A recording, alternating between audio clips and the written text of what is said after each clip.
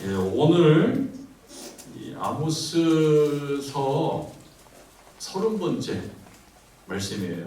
그동안 30번을 우리가 이제 29번을 하고 30번째 말씀을 보고 있는데 30번이니까 30주를 한 거죠. 30주. 따져보니까 한 7개월 좀 되지 않나.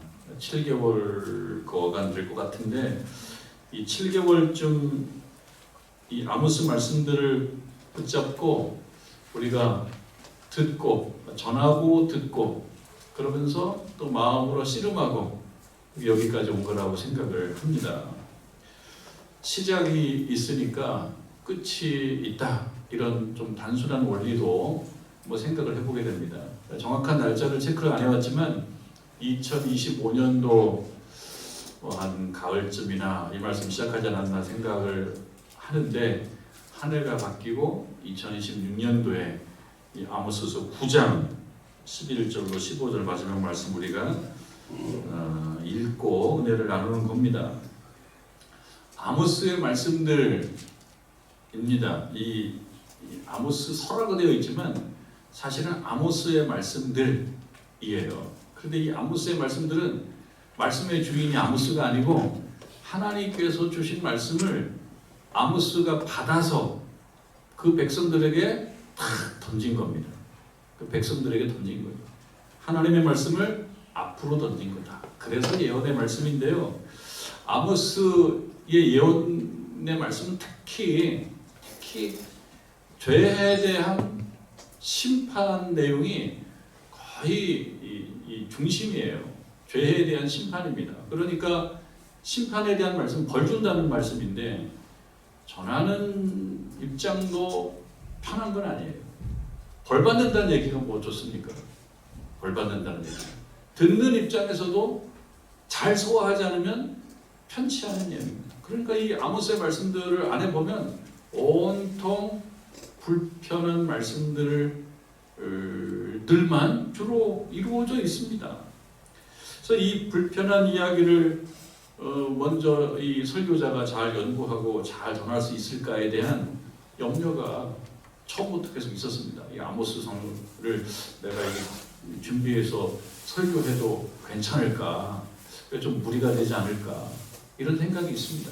이 아모스서 말씀 다 공부하고 이제 다음 주에는 다른 말씀을 할 텐데 그 말씀을 해도 괜찮을까? 똑같은 거예요. 그런 염려가 있었습니다. 만족스럽다고 볼 수는 없겠습니다만 그러나 우리 교우 여러분들께서 듣는 실력이에요. 전하는 실력은 요만큼인데 듣는 실력이 좋으면 하나님 말씀의 결과는 풍성할 줄 믿습니다. 그러니까 조금 부족한 부분들은 듣는 실력으로 잘 보완해야 돼요. 잘 드러내야 돼요. 핵심은 뭐라고 그랬습니까? 죄에 대한 심판이에요. 쉬운 거죠. 하나님께서는 죄를 참 싫어하시는구나. 그리고 이 죄를 사람들은 감지를 못하고 슬쩍슬쩍 넘어갈 수도 있어요. 죄를 숨길 수도 있어요. 뭐 죄가 숨겨지지 않는다고 얘기는 하지만 사람들끼리는 숨길 수 있어요. 드러나는 것이 드러난 거예요. 숨길 수 있는 부분이 있어요. 사람들끼리는 모른 척하고 살면 돼요. 그러나 우리 하나님의 그 눈길은 어떻습니까, 여러분? 하나님의 그 어떤 시선에서 숨을 수가 있나요? 숨길 수가 있나요? 왜냐하면 마음 중심을 다 보고 계시는데 하나님께서 그러니까 우리의 잘못과 죄와 허물을 우리는 숨길 수가 없어요. 그 교훈을 주는 겁니다. 하나님께는 숨길 수가 없구나. 사람들은 세월이 지나면 사실 좀 잊어버립니다. 기억이 잘 안 납니다. 세월이 가고 세월의 무게가 무거워질수록 더 기억이 안 나요. 옛날에 잊어버려도 되는 것들은 기억해요. 그런데 기억해야 될 것은 잘 잊어버려요. 사람들은 그래요. 그러나 하나님은 세월이 많이 가도 기억하고 계십니다. 잘한 것도 기억하고 못한 것도 기억합니다. 못한 거에 대해서는 넘어가지 않습니다. 벌을 주시는 거예요. 심판하시는 거예요. 그 말씀이 아모스의 말씀들입니다. 우리에게 주는 그런 핵심이죠. 이 핵심 말씀을 잘 이해하고 그러니까 하나님 앞에 하나님 뜻에 거슬리는 것이 죄라면 나는 무엇이 있는가를 생각하고 회개라고 하는 방법으로 자꾸 그것을 씻어내야 돼요. 그러니까 하나님께서 용서해 주시는 방법으로 씻어내지 않으면 가만히 있으면 나중에 그것이 뭐가 됩니까? 심판의 원인이 됩니다. 심판의 원인. 그 교훈을 주고 있어요, 우리들에게. 아모스 9장 11절에서 15절의 말씀은 지금 말씀한 그 말씀에 비하면 조금 특별한 얘기들이에요. 특별한 얘기입니다. 심판에 대한 얘기가 아니에요. 그렇게 보면 하나님은 죄에 대해서 심판에 대한 말씀을 이렇게 강하게 한편은 독하게 선포하시더니만 또 이런 면도 계시나? 그렇습니다. 하나님은 이런 면도 계시는 거예요. 여러분 아모스 9장 10절 9장 10절 지난주에 공부했던 말씀인데 10절 제일 끝에 나오는 제가 세보니까 8자 9자쯤 되네요. 9자 그리고 제일 아랫줄 모든까지 합치면 11자인데 11자 읽으면 뭡니까? 모든 죄인은 어떻게 된다고요? 칼에 죽으리라. 이 얼마나 독한 말씀이에요. 모든 죄인은 살짝 숨을 수 있다 이렇게 해주면 우리가 숨으면 되는구나 그렇게 얘기하는데 모든 죄인은 모든 자는 예외가 없다는 거예요. 그러니까 죄를 갖고 있는 사람은 예외가 없다는 거예요. 어떻게 하겠다는 겁니까? 칼에 죽으리라. 그냥 센 말씀을 하셨어요. 그리고 그냥 아모스 말씀이 딱 끝나버리면은 진짜 무섭다 하나님. 이렇게 하면 끝날 텐데 11절 말씀에 끝난 것 같은데 요만큼이 남아있어요. 요만큼이 11절 말씀을 같이 한번 다시 합독해 봅니다. 11절 말씀 읽습니다. 시작. 그날에 내가 다윗의 무너진 장막을 일으키고 그의 꿈을 막으며 그가 허물어진 것을 일으켜서 예전과 같이 세우고. 조금 당황스러워요. 조금 당혹스러워요.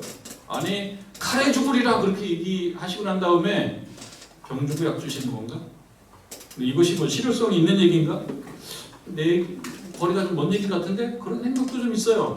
조금 이해하기가 조금 불편한 느낌도 있어요. 그냥 죽으리라 그렇게 말씀하시고 난 다음에 그날이라는 말 자체가 조금 모호합니다. 그래서 우리가 구체적으로 딱 이해하기가 좀 어려워서 그날에라고 하는 조금 모호한 표현은 말하자면 해석학적인 여지를 남기는 거예요. 이 말은 말하자면 모든 사람들이 각자가 조금 이해를 잘 하면 되는 거예요. 왜? 그날이라고 하는 말이 정확히 어떤 날인지 모르고 사람마다 달라요. 이 그날은 지금 특정한 날이 아니잖아요. 그날이라고 얘기하면 특정해 주질 않았어요. 몇 월 며칠 누구가 무슨 생일 누구 생일 이런 게 없어요. 그러니까 각 사람에게 가면 이거는 해석학적으로 좀 열려 있는 말이에요. 그러니까 각자가 이 부분을 좀 파고들어서 이해를 해내야 되는 말씀이 바로 그날입니다. 그래서 조금 모호합니다. 모호하기 때문에 또 모두의 말씀이 될 수가 있어요. 그날에 내가 다윗의 무너진 장막, 다윗의 무너진 장막이라고 하는 표현을 알 것 같은데 이게 누구 얘기냔 말이죠. 다윗에 대한 얘기일까? 아니면 다윗 이후에 어떤 사람들에 대한 이야기일까? 라고 생각해 보면 지금 아모스서에서 계속 무너진다라고 하는 것은 누구에 대한 무너짐이겠어요? 이스라엘 백성들, 죄를 지은 이스라엘 백성들이 무너진다는 얘기를 계속 했으니 여기서 다윗의 무너진 장막이라는 표현을 쓰긴 쓰지만 이것은 무너지는, 죄로 인하여 칼에 죽는 그런 이스라엘 백성들을 말하는 것과 같아요. 그런 느낌을 줍니다. 조금 이해하기가 어려워요. 죄를 짓고 회개하지 않아서 심판하신다는 예언은 이해할 만해요. 죄를 지으니까 회개하지 않으면 심판한다. 죄가 남아있으면 심판한다. 그런데 회복을 시키신다라는 말씀인데 왜 다시 회복을 시키시며 왜 다시 회복을 시키시냐 말이죠. 그리고 누구에게 누구를 회복시키신다는 얘기예요. 누구를 회복시키신다는 말씀이며 약간 모호하니까 그날에라고 하는 특정하지 않은 어떤 날을 얘기하냐 약간 모호하니까 그럼 이것은 누구를 향하여 하는 말씀이며 어떤 의미를 갖느냐 그 해석학적으로 좀 열려있다고 본다 그러면 우리까지 오는 거죠. 사실은 우리까지 옵니다. 이 말씀이 계속 흘러내려가요. 이게 특정하지 않으니까 우리들까지 옵니다. 우리들의 그날도 있어요. 우리들의 무너진 장막도 있는 거예요. 그렇게 옵니다. 북왕국 이스라엘은 이 아모스가 예언한 이 예언의 시점이 주전 약 한 750여 년쯤 되거든요. 주전, 그러니까 BC. 예수님 오시기 전에 주전 한 750년 그 어간쯤 되는데 이렇게 하고 북왕국 이스라엘을 향하여 아모스가 이런 독한 예언을 하고 난 다음에 이 말씀을 듣고 회개하고 깨우쳐서 다시 바로 서서 그냥 해피엔딩으로 끝나면 좋은데 뭐 우리 여러 번 들어서 알다시피 주전 722년에 이 예언을 들었던 이 민족이 망해버립니다. 아수르의 공격. 아수르가 와서 이 북왕국 이스라엘을 망하게 만들어 멸망을 시킵니다. 그리고 난 다음에 북왕국 이스라엘이 회복됐다라는 말을 여러분들은 들어보셨나요? 그 다음에 다시 땅을 되찾고 뭐 하고 그 이야기가 성경에 나오지 않단 말이죠. 뭐 남한국 유다도 마찬가지. 남한국 유다도 주전 587년에 망하거든요. 바빌론에게. 그리고 난 다음에 바빌론과 싸워서 그를 이겨서 다시 우뚝 섰다 이런 얘기들이 없어요. 그러니까 사실 이 부분이 쉽지는 않은 부분이에요. 하나님께서 그날에 내가 일으키겠다 이렇게 말씀을 하셨는데 그날에 일으키겠다라고 말씀하셨는데 이 심판 예언을 들었던 북왕국 이스라엘 백성들은 주전 722년에 망하고 난 다음에 여기서 다시 세운 거를 우리가 본 적이 별로 없어요. 그러니까 좀 어려운 것입니다. 그렇게 보면 이 부분이 이 아모스의 예언 이후에 망한 북왕국 이스라엘의 정치적 복원을 의미하는 것은 아닌 것 같다는 거예요. 그렇게 얘기할 만도 해요. 왜? 그 이후로 망한 것만 있지 새로 뭐 재건되거나 복원되거나 뭐 회복되거나 이런 게 북왕국 이스라엘 입장에서는 없거든요. 그러니까 이 말씀이 북왕국 이스라엘만을 위한 말씀은 아닌 거예요. 그렇기 때문에 이 말씀이 계속 우리들까지 몇천 년을 지나서 우리들까지 오는 과정 속에서 많은 신자들과 많은 신학자들이 이게 무슨 말이지? 라는 것을 고민을 했어요. 유대인들도 그랬어요. 유대인들과 또는 이것이 대략 한 700년 가까이 지나버려가지고 예수님 태어나시고 막 그때 우리 신약성경 마태복음, 마가복음, 사복음서 보면 거기도 막 온통 갈등들이 있지 않습니까? 그 시점. 그런데 예수님이 돌아가시고 난 다음에 기독교인들이 우리 어떻게 하지? 전전긍긍하는 그 시점. 그러니까 그래도 우리는 서야지 그러면서 뭐 여러분 잘 아시는 사도 바울 나오고 하면서 막 전도 여행 다니는 그 시점을 가는 그 과정 속에서 그러니까 그때 살았던 사람들을 기독교 초기라고 그러니까 초기 기독교인들이에요. 초기. 그래서 우리가 초대교회라고 얘기합니다. 초대교회로 돌아가자 이렇게 얘기하는데 그 초대라고 하는 말을 조금 더 좀 명확하게 표현하면은 초기 기독교라고 볼 수 있어요. 초기 교회. 그 초기 교회, 초기의 기독교인들, 초기의 그리스도인들도 이 부분이 좀 궁금한 거예요. 이게 무슨 말이지? 그들도 이 말씀을 보지 않겠습니까? 이 말씀을 읽으면서 이게 무슨 말이지? 그래서 이 유대인들과 초기 그리스도인들에게도 이 부분이 그날에 내가 다윗의 무너진 장막을 일으키겠다라고 하는 이 말씀이 중요한 해석의 과제였어요. 이게 뭔 말인지.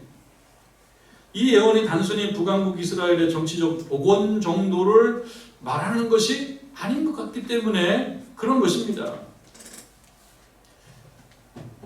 이 본문에 대한 그런 초기 그리스도인들이 이 본문을 갖고 씨름을 하기도 하고 여기서 어떤 결론을 내기도 했던 사실을 우리가 신약성경의 어떤 부분에서 찾아볼 수가 있어요. 이 부분이 어디 나와요. 그러면은 이 부분이 몇백 년이 지나가지고 초기 기독교인, 특히 아주 신앙이 좋은 사람에게는 이 말씀이 어떻게 이해됐을까? 그렇다면 그 이해되는 걸 보고 우리들도 이 말씀이 우리들에게도 이렇게 이해될 수가 있겠구나, 이렇게 생각해 볼 수가 있다는 거예요. 여러분, 사도행전 15장을 한번 찾아보겠습니다. 사도행전 15장. 다른 성경보다 찾기가 그렇게 어렵지는 않아요. 사복음서 바로 나오니까. 사도행전 15장. 그러니까 페이지로 얘기하면은 212쪽이에요. 212쪽. 사도행전 15장을 한번 보겠습니다. 15장 1절과 2절을 한번 보겠습니다. 같이 읽겠습니다. 합독합니다. 시작. 어떤 사람들이 유대로부터 내려와서 형제들을 가르치되 너희가 모세의 법대로 할례를 받지 아니하면 능히 구원을 받지 못하리라 하니, 바울 및 바나바와 그들 사이에 적지 않은 다툼과 갈등이 일어났더라. 형제들의 이 문제에 대하여 바울과 바나바와 및 그 중에 몇 사람을 예루살렘에 있는 사도와 장로들에게 보내기로 작정하니라. 예루살렘에 있는 사도와 장로들에게 사람을 좀 보내야 되겠다는 거예요. 그러니까 요 사도행전 15장의 요 공간적 배경, 우리 여기는 적어도 예루살렘 아닌 거죠. 예루살렘으로 보낸다니까요. 예루살렘으로 좀 보내야 되겠어. 예루살렘에 가면 사도가 있고 그 다음에 장로들이 있어요. 그러니까 이들은 지도자들이에요. 우리를 얘기하면 신학자들이 있어요. 신학자들이. 거기에 보내야 되겠어. 사람을 좀 보내야 돼요. 왜 보내야 될까요? 어려운 문제가 생기니까 어려운 문제. 문제가 생기는데 이 문제를 풀기가 조금 어려운 거예요. 갈등이 있는 거예요. 그러니까 여기는 어디냐? 안디옥입니다. 안디옥 교회. 그래서 예루살렘 교회가 있고 안디옥 교회가 있어요. 예루살렘 교회는 전통적인 오래된 기독교 공동체예요. 안디옥 교회는 신흥 공동체, 신흥교회, 신흥교회. 여기에 핵심 인물이 누구냐면 안디옥의 핵심 인물이 바나바와 바울이에요. 바나바와 바울. 바울이 사울이었던 바울이 그렇게 박해하고 다니다가 예수님 만나고 회심한 후에 죄를 열심히 해야 되겠다. 그리고 바나바의 도움을 받아서 이렇게 교회 생활 시작하고 전도 활동 시작하고 전도 갔다 오고 그러는 가운데 이 안디옥 교회가 신흥이니까 뭔가 열심히 하겠다라고 하는 열정이 있어요. 그런데 이 예루살렘 쪽에서 어떤 사람들이 온 거예요. 지금 여기 15장 1절을 보면 어떤 사람들이 문제라니까요. 어떤 사람들이 와서 문제를 일으킨 거예요. 굳이 그런 가르침을 자기만 알고 알면 될 거예요. 굳이 와가지고 여기 와서 뭐라고 얘기하냐면 너희가 모세의 법대로 할례를 받지 아니하면 그러니까 뭐 이렇게 할례 받으라는 얘기죠. 할례 받으라. 근데 여러분 우리가 바울 서신 공부를 그래도 많이 했지 않습니까? 그럼 사도 바울의 복음의 말씀, 그 사도 바울이 그렇게 강조했던 그 복음이라는 말 속에 할례라는 표현들은 많이 나와요. 로마서에도 할례라는 말이 많이 나오는데 할례라는 말 하면 뭡니까? 할례는 그저 하나의 의술이 아니고 유대주의의 상징과도 같은. 그러니까 유대주의라고 하는 건 무엇이냐? 하나님께서 우리만 선택하셨다라고 하는 어떤 특수주의예요. 우월주의. 거기서 나온 것이 선민의식이에요. 선민의식. 그러니까 하나님이 우리를 특별하게 택하셨고 그대들도 우리처럼 특별한 존재가 되려고 그러면 우리가 경험하고 있는 그 할례라고 하는 그 할례의 그 문턱을 넘어서 들어와야 돼. 그래야지 하나님의 특별한 사람이 될 수 있어 라고 하면서 할례라고 하는 거를 하나님 백성 되는 중요한 어떤 과정으로 자꾸 얘기하는 거예요. 그러니까 이게 사도 바울이 만난 예수님의 말씀하고 달라요. 그러니까 안디옥 교회에 여기 문제가 생긴 거죠. 술렁술렁 한 거죠. 어떤 사람이 와가지고 다 할례 받으래. 그럼 여기 나오지 않습니까? 모세의 법대로 할례를 받지 아니하면 능히 어떻게 한다고요? 구원을 받지 못한다고요. 사람들이 다 구원받고 싶어 하잖아요. 다 구원받고 싶어 하는데 여기에 구원을 못 받는데요. 그래서 가만히 들어보니까 할례를 안 받으면 구원을 못 받는다는 거예요. 근데 사도 바울이 예수님 만나고 난 다음에 정말 은혜로 구원받는 것을 깨닫고 은혜라는 걸 깨닫고 은혜의 눈을 떴거든요. 사도 바울도 자기 유대인 중에 유대인이라고 얘기하지만 그것을 다 버렸다. 배설물처럼 버렸어요. 중요한 건 뭐냐면 그리스도께서 나를 위해서 십자가에 못 박혀 돌아가셨고 그로 인한 그를 믿음으로 인한 그것만 있는 거지 내가 뭐 똑똑하고 잘나서 성경을 많이 알아서 가문이 좋아서 지식이 많아서 그거 다 아니다. 배설물을 다 버려야 된다. 라고 강조한 입장에서 볼 때는 할례를 받아야지 구원받는다라고 하는 말은 대단히 혼란스러운 말씀인 거예요. 그러니까 안디옥 교회가 그거 가지고 갈등이 생기는 거예요. 이쪽 파, 이쪽 파.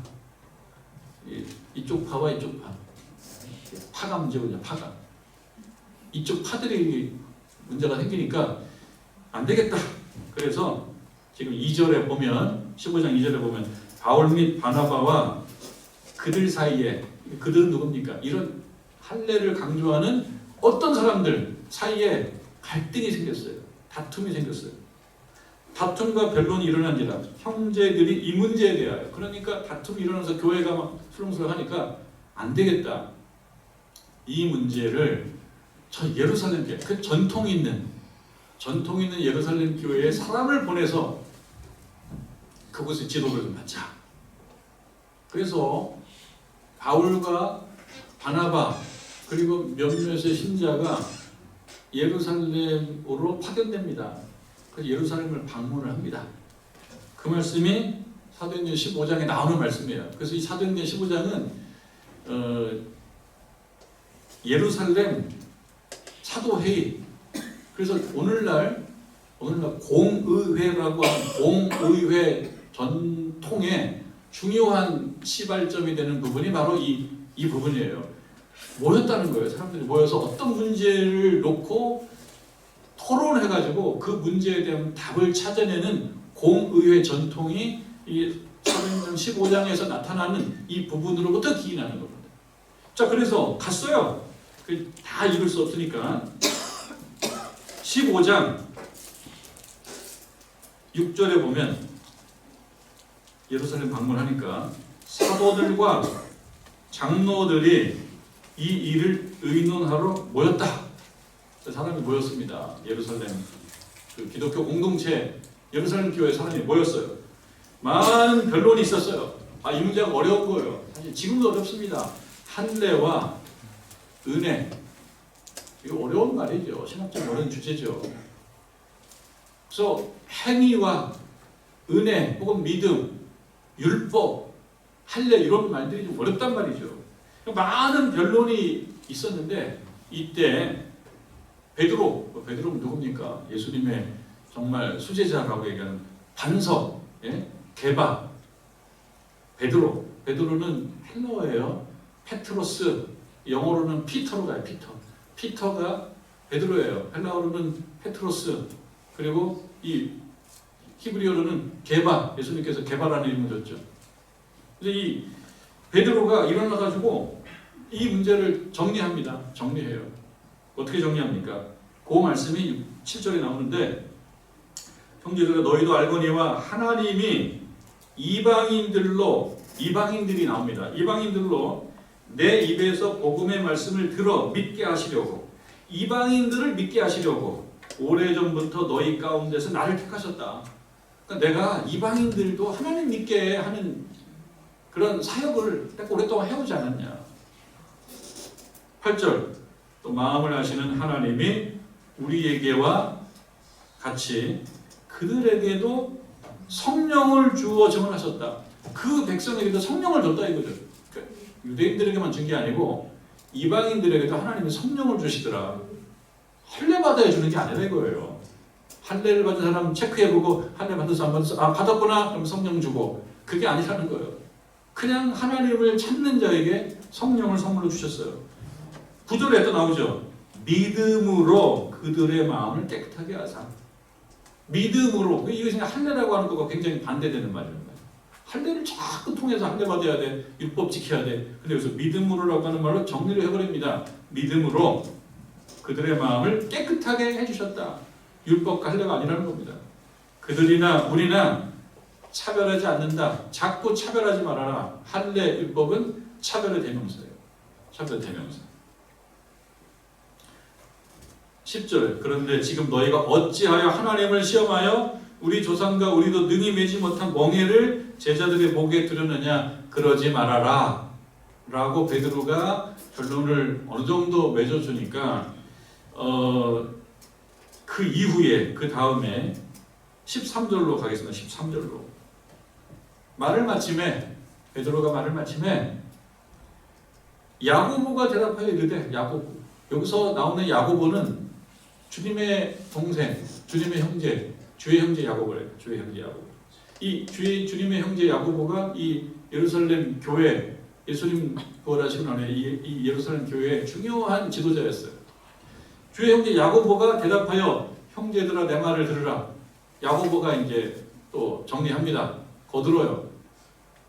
뭐라고 나옵니까? 하나님이 처음으로 이방인 중에서 자기 이름을 위할 백성을 취하시려고 이방인 중에서 자기 이름을 백성을 취하시려고 그들을 돌보신 것을 시므온이 말하였으니 시므온이 누굽니까? 시몬 베드로 시므온이 말하였으니 15절 이제 요 부분이 우리가 지금 아모스의 말씀으로 연결되는 겁니다.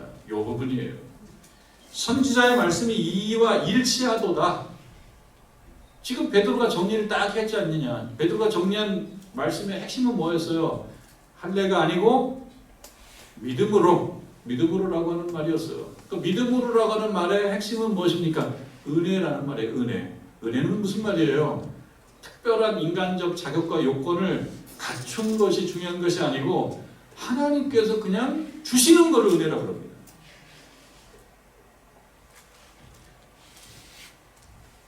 (15절) 선지자의 말씀이 이와 일치하도다. 근데 이 베드로의 말은 선지자의 말. 그때는 성경이 다 구약 성경이에요. 우리가 공부했던 그 말씀 중에 선지서의 말씀을 보게 되면 그렇게 말씀하신 부분이 있어요, 여러분들. 내가 공부해 보니까. 근데 그 말씀이 16절. 여러분 16절 첫 글자 이자 앞에 보면 기억이 있죠.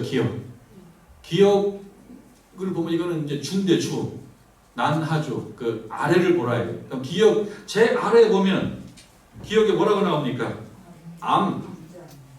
그러면 여러분들이 성경 공부를 많이 안 하신 분들은 암자는 또 뭐요? 암은 또 뭐요? 암 그렇고 말고 이게 암자인가? 여기서 암은 뭐예요? 아모스. 이 암자가 아모스예요. 아모스 9장 11절 12절의 말씀이다라고 하는 겁니다. 그러니까 세월이 지나서 한 700년쯤 지났어요. 700년쯤 지나가지고 주님의 형제 야고보가 그때에 그들이 당면한 어떤 문제, 심각한 문제를 이해하는데, 풀어가는데, 해석을 하는데 그 문제를 푸는 중요한 답이 어디에 있느냐? 700년 전에 하나님께서 아모스를 시켜서 그 백성들에게 선포했던 말씀 속에 그 답이 있더라는 거예요. 700년 전에 주님의 말씀이 700년 후에 어떤 교회의 문제에 대한 답이 여기 있다는 겁니다. 그러니까 그것이 무엇이냐?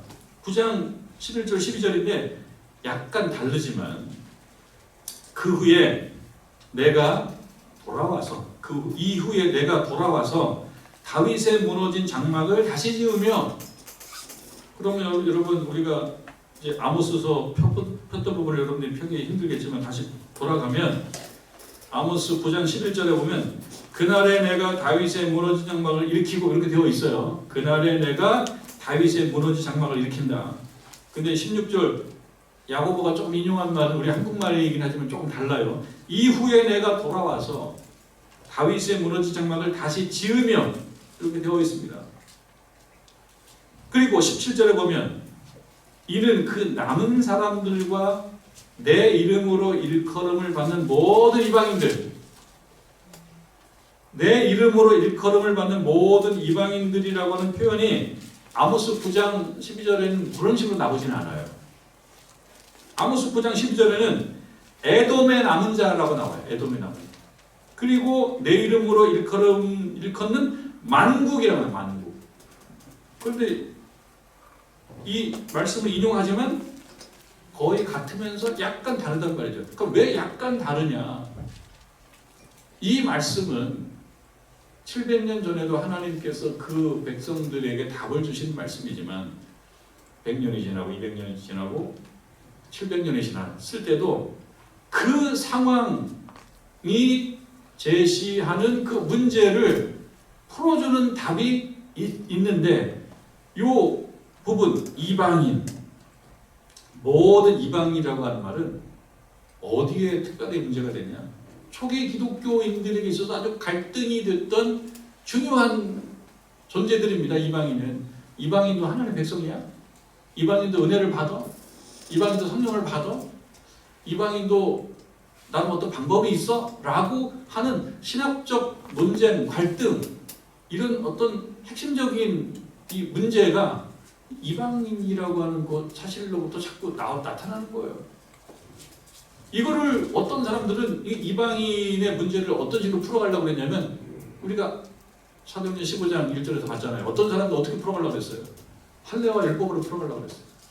할례와 율법으로 풀어가려고 하는 그 문제에 대한 답을 아모스에서 찾는다면 그건 할례와 율법이 아니죠. 이것이. 할례와 율법이 아니고 여기 나오는 것처럼 그 남은 사람들과 내 이름을 일컬음받는 모든 이방인들로 주를 찾게 한다. 주를 찾게 한다. 모든 사람에게 회복시켜준다는 거예요. 회복시켜준다. 다윗의 무너진 집이라고 하는 것을 보수시켜주고 완성시켜주고 살만한 집으로 만들어주시는데 그게 할례나 율법이나 이런 것들 아니라 이거예요. 그래서 이 말씀 아까 처음으로 돌아가면 이 아모스의 말씀 보면 아니 주전 722년에 이 백성들이 망했고 그 이후에 북왕국 이스라엘 사람들이 다시 뭐 회복했다거나 나라를 다시 세웠다라거나 이런 얘기가 없으면 이 말씀이 무슨 의미가 있어요? 이 말씀이 라고 말할 수 있는데 그 질문을 우리가 제기하니까 사도행전 15장에서 아니요 야고보가 딱 나타나서 그 말씀은 내가 사는 이 시대에 중요한 답을 줍니다 라고 얘기하면서 아모스 이 9장 이 부분을 조금 이렇게 그 시대에 맞게 바꿔서 재해석하는 거예요. 재해석. 그럼 우리들에게 주는 교훈은 뭐냐? 우리들에게도 이 말씀은 우리 상황에 맞게 재해석이 될 수 있고 우리 상황에 맞는 말씀을 하나님이 주실 수 있다. 그럼 우리는 뭘 생각해 봐야 되겠습니까? 다시 이제 아모스로 가면은 아모스로 한번 가보면은 9장에 가면 우리가 이 말씀을 보고 생각해 보는 거예요. 그날은 아직 안 왔단 말이에요. 오지 않았어요. 어떤 날인지 알 수가 없어요. 이거는 하나님의 때라고. 하나님의 때. 사람이 정한 날짜, 그런 날짜를 크로노스라는 말을 써요. 크로노스 헬라어로. 사람이 정한 날이에요. 그런데 하나님의 정한 때는 뭐라고 표현합니까? 여러분 혹시 기억납니까? 카이로스라는 말을 써요. 카이로스. 하나님의 때가 있어요. 이거는 구체적으로 딱 정해져 있지 않아요. 하나님 마음에. 하나님께서 은혜를 주실 때 은혜를 주시는 거예요. 누구에게 은혜를 주시느냐? 무너진 장막을 향하여 준다 이거죠. 그럼 여러분들 삶을 한번 생각해 보십시오. 내 인생에 무너진 장막이 있나? 하나님께서 무너진 장막을 일으켜 세워주시면 되는데 세워주지 않는 게 아니라 나는 한번 무너지면 끝나는 줄 알고 있는데 이 말씀 보니까 하나님께서 무너진 장막을 이렇게 세워주시는구나. 그럼 여러분들이 생각해 보는 거예요. 내 인생에, 우리 집에, 우리 교회에, 이 나라에 무너진 장막이 있나? 각자가 좀 다를 수가 있죠. 각자가. 그건 어떤 사람은 심각한 무너짐일 수도 있어요. 어떤 사람은 심각할 수가 있어요. 어떤 사람에게는 별로 심각하지 않을 수도 있어요. 뭐 예를 들면 어제 집에서 아들하고 다퉜어. 야 이 녀석아 너 엄마 말도 이렇게 이해를 못해주면 어떻게 그러니까 아들이 엄마가 내 마음을 이해를 못하는 거지 내가 엄마를 이해 못하는 거야. 그래서 다퉜어. 그러면서 서로 마음이 상했어요. 그리고 오늘 기도에 나오셔서 하나님 말씀을 듣는데 여기 나와 무너진 장막. 나 어제 저녁에 무너졌는데 어제 저녁에 무너져가지고 약이 엄청 올랐는데 이것도 무너진 장막이에요. 이것도 무너진 장막. 왜냐하면 그것이 무너지면 약간 틈이 벌어지거든요. 작은 것들 틈이 벌어집니다. 틈이 벌어지면 그게 틈으로만 있지 않아요. 자꾸 커진단 말이죠. 커져요. 그래서 11절에 보면 다윗의 무너진 장막을 일으키고 그것들의 틈을 막는다 이거죠. 틈이라고 우습게 볼 게 아니에요. 틈을 그냥 놓으면 못 써버리게 되거든요. 못 써버리게. 그러니까 여러분 이 시간에 말씀 듣고 우리가 기도할 때 뭘 기도하면 되겠습니까? 하나님, 이스라엘 백성들에게 무너진 장막이라고 하는 것은 주권 상실일 수도 있고 초기 기독교 교인들을 놓고 봤을 때는 이방인을 둘러싼 다툼일 수도 있고 내적 분열일 수도 있는데 내 인생에 있어서 무너진 장막은 하나님 사람들은 잘 모릅니다. 왜냐하면 내가 숨기고 살기 때문에 제가 아닌 척하고 살거든요. 교회에서도 나는 문제 하나도 없는 척하고 살아요. 하나님은 아시죠? 내 마음에 무너진 부분이 있다는 거. 이게 무너진 장막. 이것 때문에 사실 하나님 힘듭니다. 틈이 사실 벌어져서 찬바람에 숭숭 들어오는데 내가 사람들에게 말 안 해서 모릅니다. 하나님 아시죠? 하나님 아시죠? 당연히 아시죠. 그거는 내 힘은 안 되기 때문에 은혜로 되니까 그것을 우리가 하나님께 기도하는 거예요. 이 부분. 이거는 할례로 되는 것이 아니고 율법으로 되는 것이 아니고 하나님의 은혜로 언제? 그날은 내가 정한 날짜가 아니에요. 하나님이 정하시는 거예요. 하나님께서 메워주셔야지 메워지는 거고 하나님께서 일으켜 세워주셔야지 일어나는 거고 하나님 마음은 그래 하나님은 우리와 전혀 무관하게 마음을 먹으시냐? 그렇지 않아요. 보십니다. 여러분들 보세요. 저를 보고 여러분들을 보고 그때 하나님의 마음 먹으십니다. 여러분들이 자꾸 멀리 가면 하나님께서 마음을 잘 안 먹으시죠. 그러면 카이로스가 그날이 더 멀어지죠. 그러나 우리가 하나님 앞에 하나님 사람들이 잘 모르지만 저한테 그런 부분이 있습니다. 제가 하나님 앞에 가난한 마음으로 겸손한 마음으로 교만하면 안 돼요. 교만하지 않고 겸손한 마음으로 주님께 나와서 고개 숙이는데 이 틈을 저는 메꾸기 힘든데 하나님이 틈을 좀 메워주십시오. 라고 기도하라고 이 말씀을 우리들에게 아모스 강의 30번째 말씀으로 주시는 겁니다. 말씀을 잘 들으시고 하나님께 기도하실 때 하나님의 은혜로 무너진 장막이 일으켜지기를 바라고 여러분들 사이에 벌어진 그 틈이 주님의 은혜로 잘 채워지고 회복되고 복원되기를 주님의 이름으로 축원합니다.